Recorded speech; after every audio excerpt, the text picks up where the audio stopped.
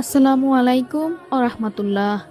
সুপ্রিয় দর্শক, আজ আমরা প্রমাণ ও তথ্য সহকারে জুমার দিনের বিশেষ কিছু আমল সম্পর্কে জানার চেষ্টা করব। আশা করি ধৈর্য সহকারে সম্পূর্ণ ভিডিওটি দেখবেন। বিসমিল্লাহির রহমানির রহিম। অবশ্যই আমার চ্যানেলটি সাবস্ক্রাইব করে বেল আইকনে প্রেস করে আমার পাশে থাকবেন। ধন্যবাদ। জুমার দিন বা শুক্রবার সপ্তাহের শ্রেষ্ঠ দিন। এই দিনের মর্যাদা ও তাৎপর্য অনেক বেশি। ফজিলতের কারণে সাপ্তাহিক ঈদের দিনও বলা হয়। জুমার দিনের ফজিলত সম্পর্কে বহু হাদিস বর্ণিত হয়েছে। রাসূল সাল্লাল্লাহু আলাইহি ওয়াসাল্লাম বলেন, দিবসগুলোর মধ্যে শ্রেষ্ঠ হলো জুমার দিন এবং আল্লাহর কাছে তা অধিক সম্মানিত। ইবনে মাজাহ 1084।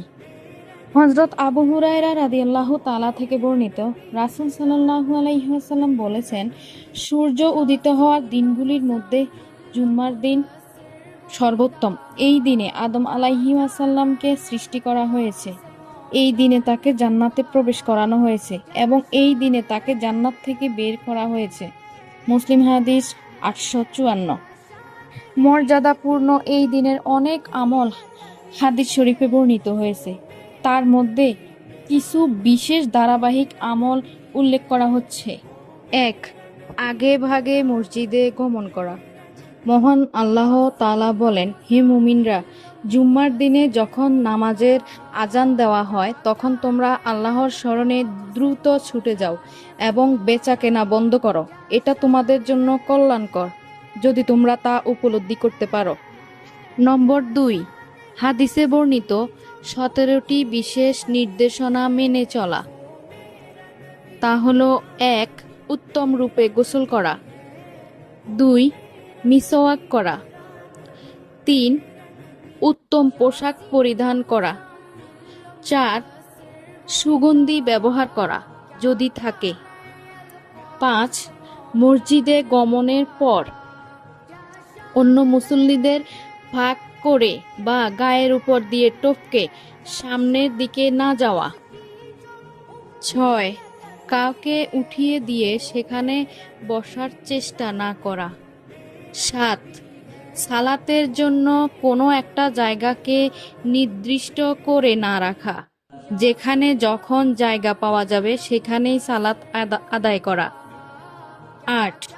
নির্ধারিত নামাজ আদায় করা, এমনকি ফরজ সালাতের আগে ও পরে 2 রাকাত 4 রাকাত করে নফল সালাত আদায় করা। 9.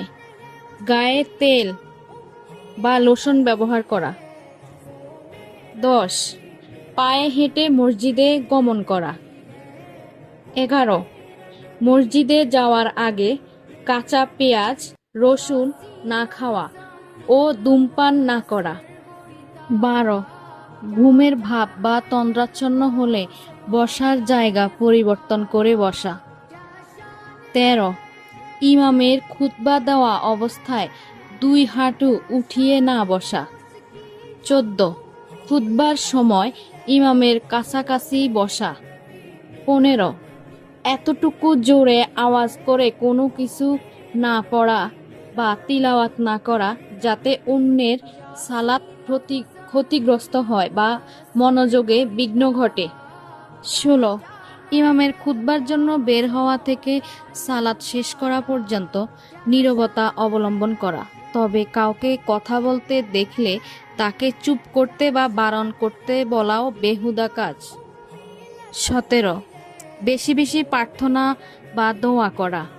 উক্ত কাজগুলো যথাযথ নিয়মে পালনের মাধ্যমে একজন ব্যক্তির জন্য এই জুমা ও তার পূর্ববর্তী জুমার মধ্যবর্তী সব গুনাহের কাফফারা হয়ে যাবে।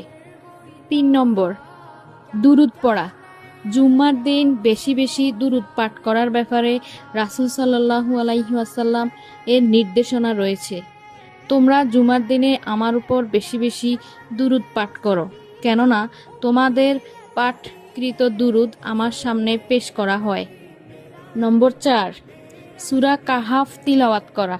রাসূল সাল্লাল্লাহু আলাইহি ওয়াসাল্লাম বলেছেন, যে ব্যক্তি জুম্মার দিন সূরা কাহাফ পড়বে তার ঈমানের নূর এ জুমা থেকে আগামী জুমা পর্যন্ত চমকাতে থাকবে। এছাড়া রাসূল সাল্লাল্লাহু আলাইহি সাল্লাম আমাদের সূরা কাহাফের প্রথম 10টি আয়াত মুখস্থ করতে বলেছেন।